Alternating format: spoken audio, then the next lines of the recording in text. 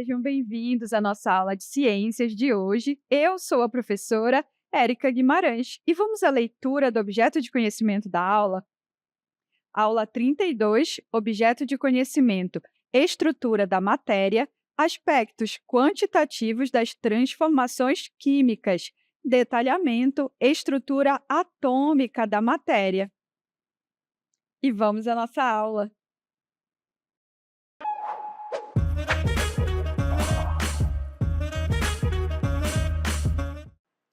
Hoje nós estamos iniciando a aula nesse cenário tão bonito. Vocês percebem que temos algumas imagens aqui conosco, vocês reconhecem essa imagem?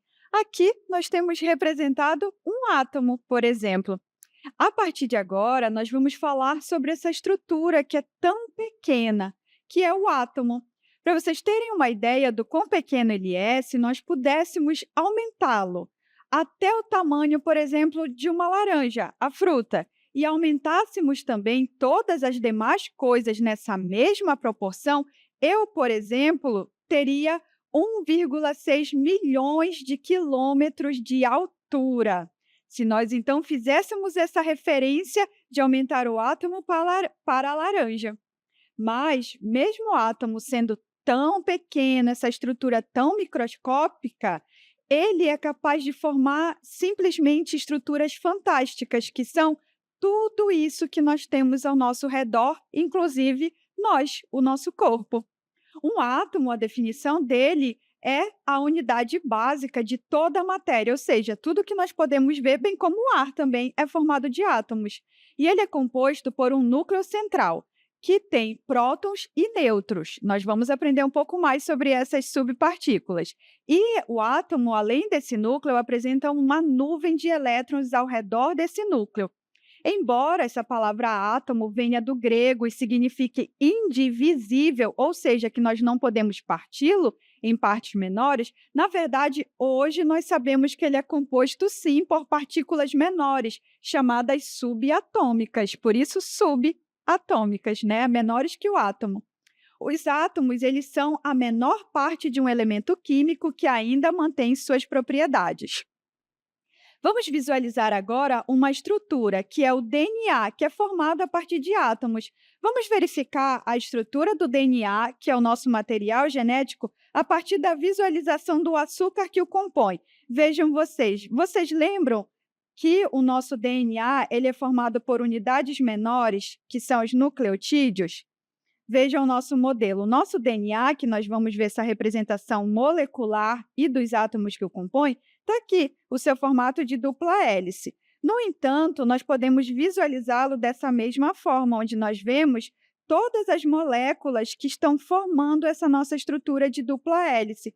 Podemos visualizar as suas unidades, que são os nucleotídeos, sendo representados dessa forma sua estrutura molecular.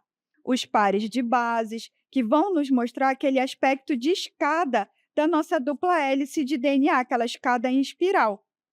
Vamos ver agora somente as bases nitrogenadas, guanina, adenina, citosina e a timina, cada uma representada na imagem.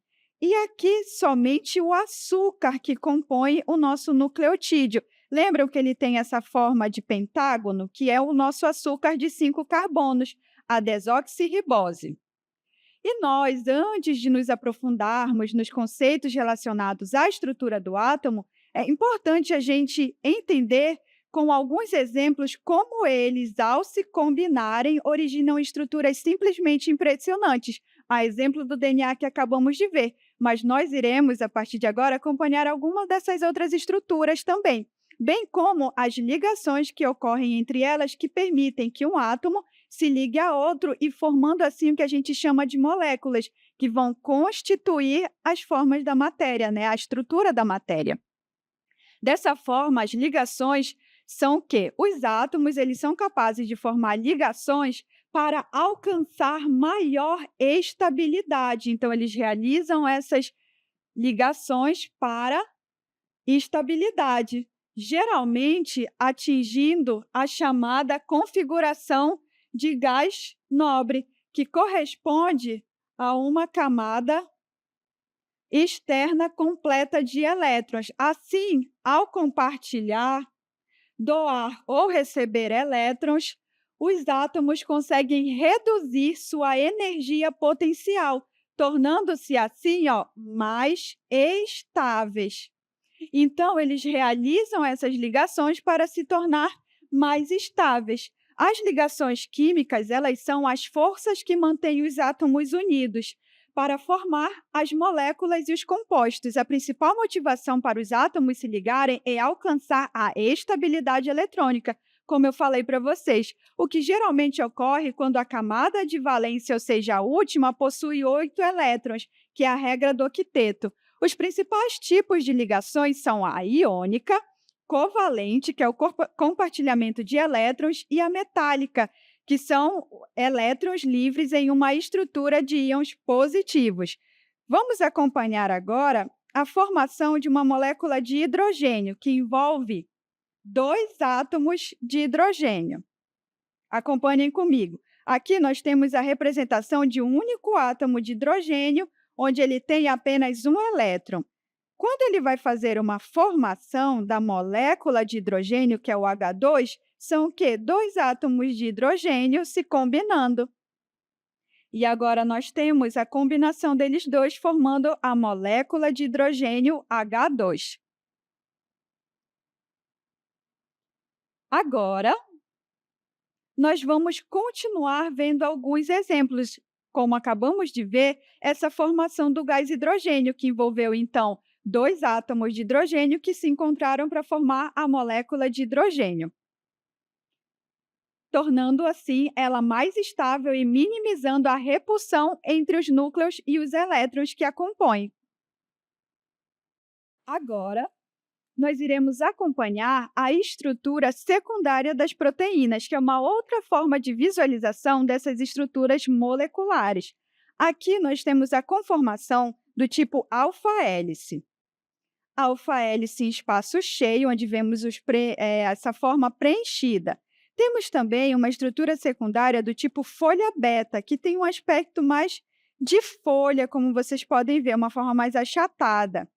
E agora, essa forma de folha beta com os espaços também preenchidos. Então, a estrutura secundária das proteínas pode se apresentar tanto nessa forma de alfa-hélice como de folha beta.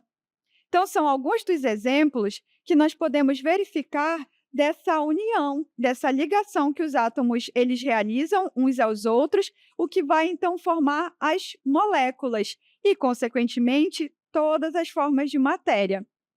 Agora, atenção aqui comigo. Nós somos feitos de várias partes bem diferentes. Por exemplo, temos os órgãos como coração, cérebro e fígado, que são muito distintos dos nossos ossos, por exemplo, bem como do intestino e pulmão, não é mesmo? Mas tudo que está presente no nosso organismo é feito a partir de proteínas, a exemplo da que nós estamos visualizando, e estas, por sua vez, são feitas de átomos, ou seja, um átomo se ligando a outro. Agora, nós vamos dar uma olhada com mais atenção nessa estrutura sensacional, bem como a sua menor parte, que é o átomo. O átomo ele é formado por núcleo, uma eletrosfera e uma região periférica. Nos modelos atuais, que descrevem o átomo, a estrutura atômica ela é composta por essas duas regiões principais. O núcleo, na sua parte central, que apresenta uma carga positiva e é denso, e a eletrosfera, que é a região periférica, ou seja, ao redor do átomo, que apresenta partículas de carga negativa. Vamos agora à estrutura do átomo. Aqui nós podemos visualizar as estruturas que estávamos acompanhando, que são prótons, nêutrons e elétrons, que são, então, as partículas que compõem o átomo.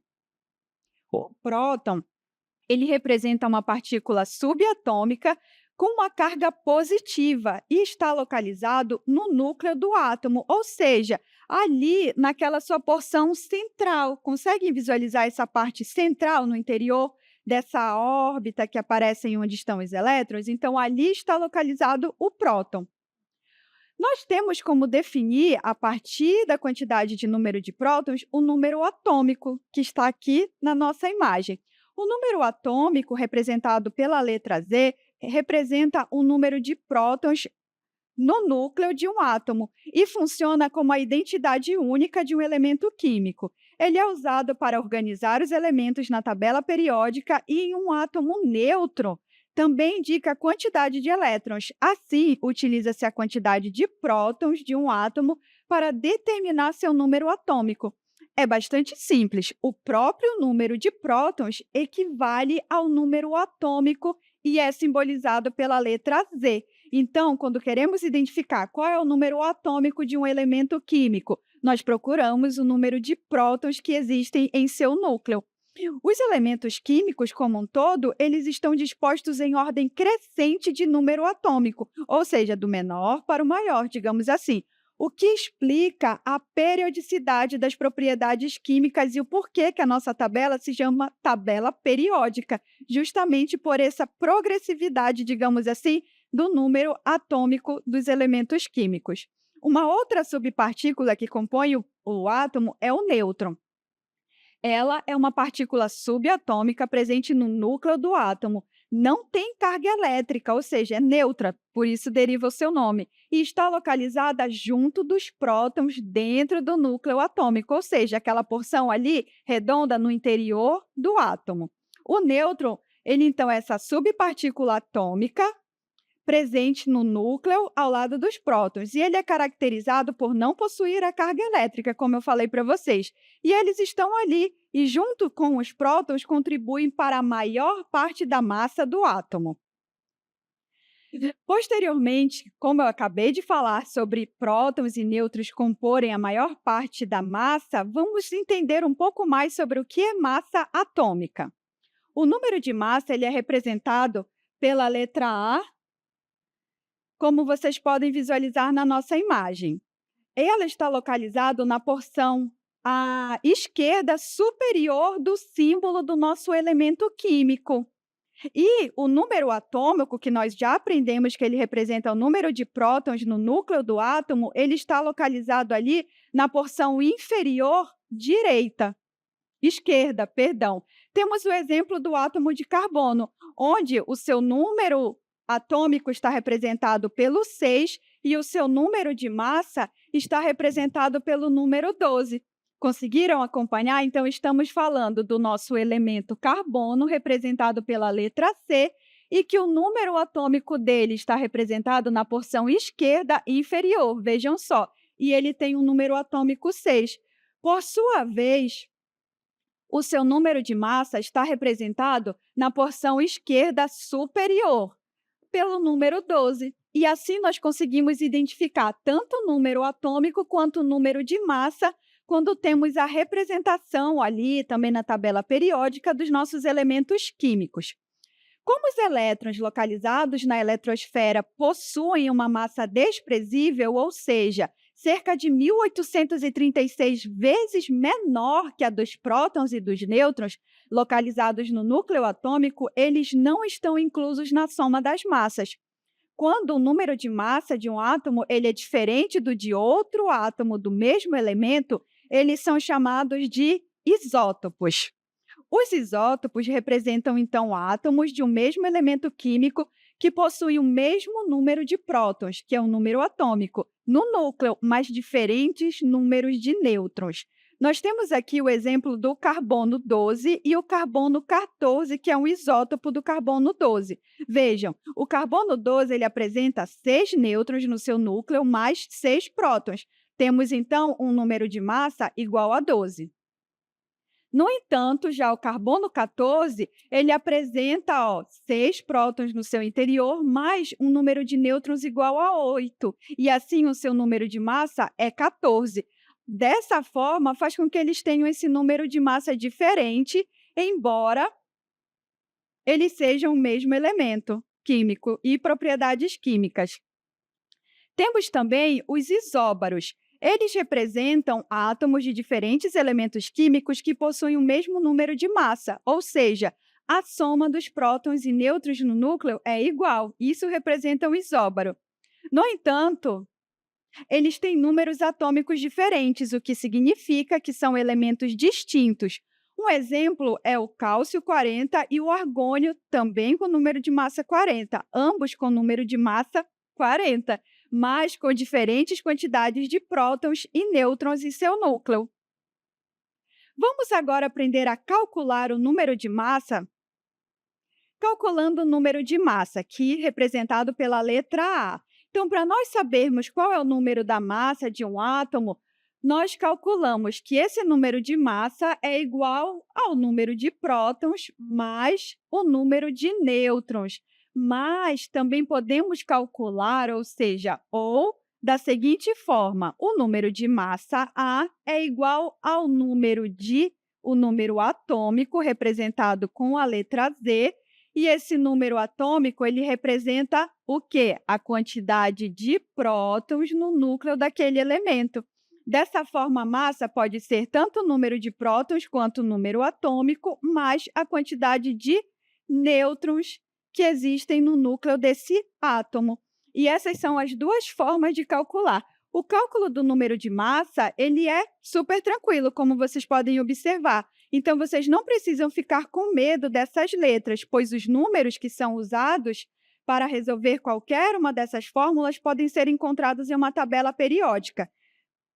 Vamos acompanhar com outro exemplo.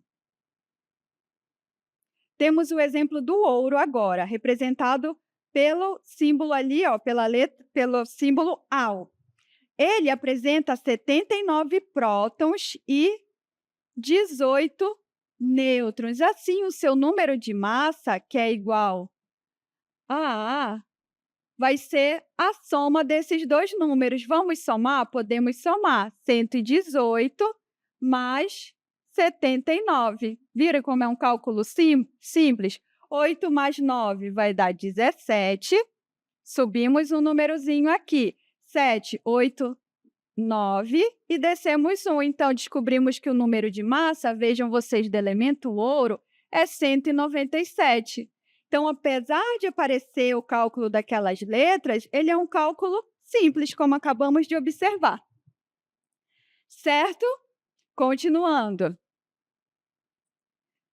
Temos aqui o exemplo do urânio, onde ele apresenta 92 prótons e 146 nêutrons. E vocês podem utilizar a fórmula que já aprendemos para fazer esse cálculo também e assim obter o número de massa.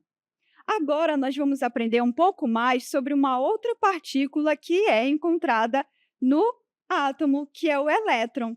O elétron ele é uma partícula subatômica fundamental, com carga elétrica negativa, localizada na eletrosfera ao redor do núcleo de um átomo. Possui uma massa extremamente pequena em comparação com prótons e os nêutrons. Por isso, ele não contribui significativamente para a massa atômica de um elemento e é responsável por fenômenos como a eletricidade, devido ao seu movimento, ou seja, o movimento realizado pelos elétrons, bem como também pelo fenômeno das ligações químicas que ocorrem entre os átomos. Ele foi descoberto em 1897 pelo físico britânico Thomson. O elétron ele é uma partícula fundamental presente na estrutura do átomo. Possui a carga elétrica negativa, lembrando a vocês, e ele é importante para explicar efeitos associados à matéria, ou seja, o comportamento da matéria. Vamos descobrir um pouco mais sobre como que descobriram que eles existem? Vamos acompanhar agora um experimento realizado pelo professor Vinícius. Olá, eu estou aqui para representar para você, de forma muito simples, a existência dos elétrons. Para fazer isso, eu vou fazer um experimento utilizando um balão. Tá? De início, eu vou tentar prendê-lo à parede, mas sem friccionar contra nenhum tipo de tecido, sem realizar a troca de elétrons. Você deve saber, né, que tudo que existe, com o balão não é diferente, tudo que existe é feito de átomos. E os átomos têm ali circundando o núcleo os elétrons. Esses elétrons eles podem sair de uma posição para outra, de uma substância para outra.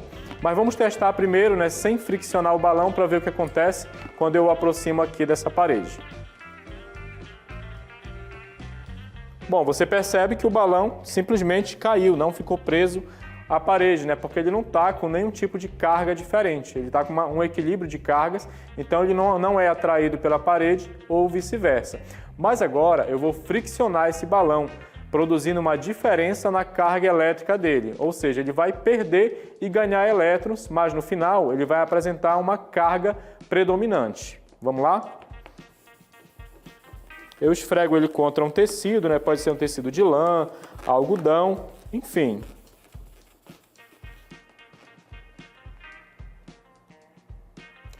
Perceba que agora isso não é mágica, tá? Apenas a interação entre a carga elétrica da parede e a carga elétrica do balão, que é predominantemente negativa, ou seja, ele tem uma quantidade maior de elétrons do que a parede. E aí essa interação entre carga positiva e carga negativa faz com que o balão não caia. Parece até que é mágica, né? Mas é apenas a comprovação da existência da eletricidade. O que vocês acharam? Vocês podem, então, reproduzir esse experimento aí também, né, na casa de vocês ou dentro da sala de aula, e que é um experimento que nos ajuda a entender a existência dos elétrons. Esse experimento que acabamos de ver, então, demonstra um efeito que só é possível porque houve a saída de elétrons de um lugar para outro, ou seja, de uma matéria, de um corpo para outro corpo também composto de matéria. A eletricidade estática ocorre quando um corpo ele acumula uma quantidade excessiva de elétrons, que são as cargas negativas, ou prótons, que representam as cargas positivas. Assim, se houver um número igual, o corpo ele está neutro, equilibrado. Já se o número de elétrons for maior que o de prótons, o corpo fica carregado negativamente, porque os elétrons possuem a carga negativa. Já se for menor, ele fica carregado positivamente, ou seja, porque teremos menos elétrons, certo? Então, o número de prótons vai ser maior. A forma mais comum de gerar eletricidade estática é por atrito, como nós podemos observar, que é essa fricção de um corpo ao outro, como esfregar um balão no cabelo. Isso transfere elétrons de um material para o outro, criando o desequilíbrio. Outros métodos incluem o contato direto ou a propriamente indução eletrostática. Vamos agora observar onde os elétrons eles estão localizados na estrutura do átomo.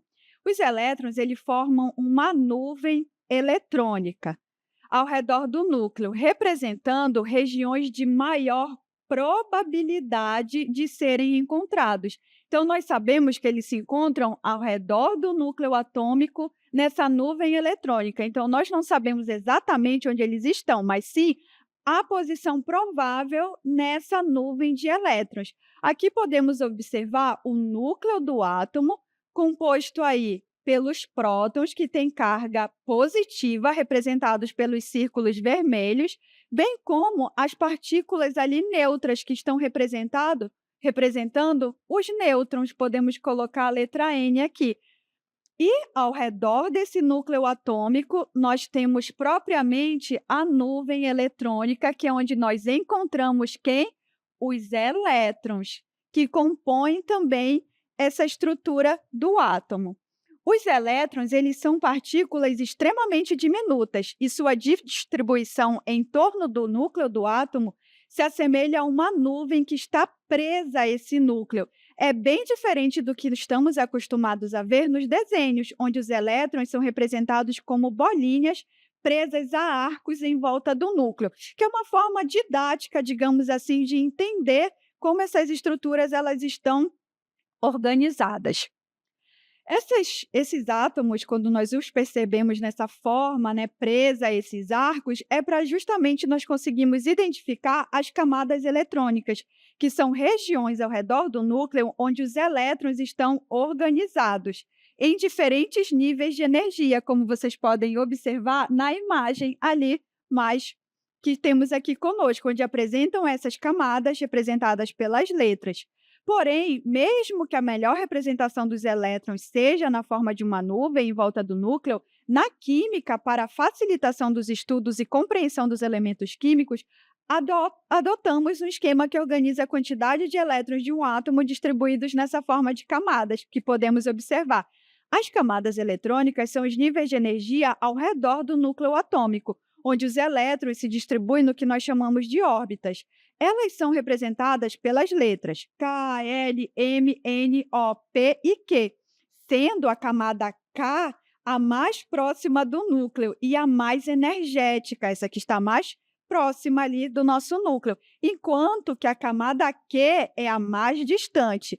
Cada camada suporta um número máximo de elétrons e pode ser representada por um número, onde K igual a 1, L igual a 2, M igual a 3 e assim por diante.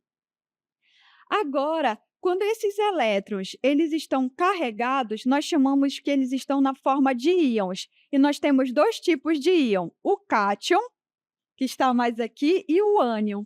A formação de íons ocorre quando um átomo ganha ou perde elétrons, tornando-se eletricamente carregado. Esse processo acontece devido a uma interação externa, como reações químicas ou a aplicação de energia. A perda de elétrons resulta em um íon positivo chamado cátion, enquanto que o ganho de elétrons forma um íon negativo chamado ânion. Vamos agora observar essas duas formas de íons, o cátion e o ânion. Aqui nós temos uma representação com relação à dissolução do cloreto de sódio, que é o sal de cozinha, onde nós vemos essas duas moléculas, a molécula de água, identifiquem aqui comigo, e os cristais de cloreto de sódio. Quando eles se juntam, nós formamos, então, o NaCl, também chamado de cloreto de sódio, mais comumente chamado de sal de cozinha, que vocês encontram lá na cozinha de vocês. Percebam as ligações que estão sendo realizadas, esse processo de dissolução, entre essas duas moléculas. Mais uma vez, para vocês observarem, as moléculas de água se ligando aos íons cloreto, mais moléculas de água se ligando agora ao íon sódio. E pronto, acabamos de observar esse efeito da dissolução do sal de cozinha. Dessa forma, quando colocados em contato com a água, essa substância formada de sódio e cloreto formará dois tipos de íons. A dissolução do cloreto de sódio em água é um processo de dissociação onde as moléculas polares da água interagem com os íons do sal. A parte positiva da molécula de água, que é o hidrogênio, se atrai pelo íon cloreto, que é negativo, a parte negativa. E a parte negativa, o oxigênio, atrai o íon sódio, fazendo com que os íons se separem da estrutura cristalina e façam com que eles se dispersem na solução, em uma interação chamada solvatação. Agora, vamos ver a diferença para o grafite e o diamante. Tudo é uma questão de organização quando falamos desses dois compostos. Percebam aqui na nossa imagem que nós temos o grafite, que é o que forma a ponta dos lápis ou das lapiseiras, do que vocês chamam, também propriamente de grafite, apesar de estarmos falando propriamente do composto.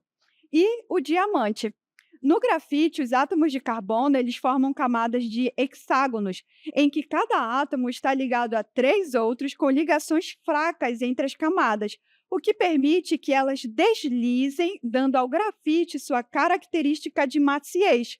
Já no diamante, cada átomo de carbono está fortemente ligado a 4 outros em uma estrutura tridimensional, formando uma rede rígida e compacta, o que torna o diamante extremamente duro. Então, a diferença entre o grafite e o diamante está todo na sua conformação das moléculas.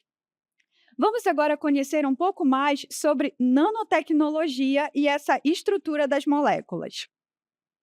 Aqui, ela é uma super novidade do mundo dos átomos, a chamada nanotecnologia. Bom, engenheiros da Universidade de Colômbia, nos Estados Unidos, desenvolveram o menor chip sem fio do mundo, com finalidades médicas. Ele é um dispositivo do tamanho de um minúsculo grão de sal, que poderia, no futuro, ser introduzido no corpo humano como uma agulha hipodérmica, por exemplo, para ser inserido sob a pele, para monitorar condições clínicas. Então, é uma das aplicabilidades dessa tecnologia chamada nanotecnologia. Agora que já conhecemos um pouco mais sobre os átomos e das estruturas que eles são capazes de formar, as moléculas e, consequentemente, eles compõem tudo o que existe, vamos acompanhar uma visão comparativa do átomo? Aqui temos representado a pele. Quando aumentamos, vejam, cada uma das células que compõem a pele, agora o núcleo de cada uma das células, dentro do núcleo celular, a molécula de DNA, e que ela é composta por átomo, que é a partícula que nós estudamos na aula de hoje. Mais uma vez, pele, células que compõem o tecido epitelial, cada célula apresenta um núcleo celular, quando ela é uma célula eucarionte, e dentro do núcleo a molécula de DNA formada por átomos. E assim, nós encerramos a nossa aula de hoje sobre os átomos e tudo que eles constituem, né? Tudo que eles fazem parte daquilo que chamamos de matéria, que é tudo que está ao nosso redor, inclusive as formas de vida.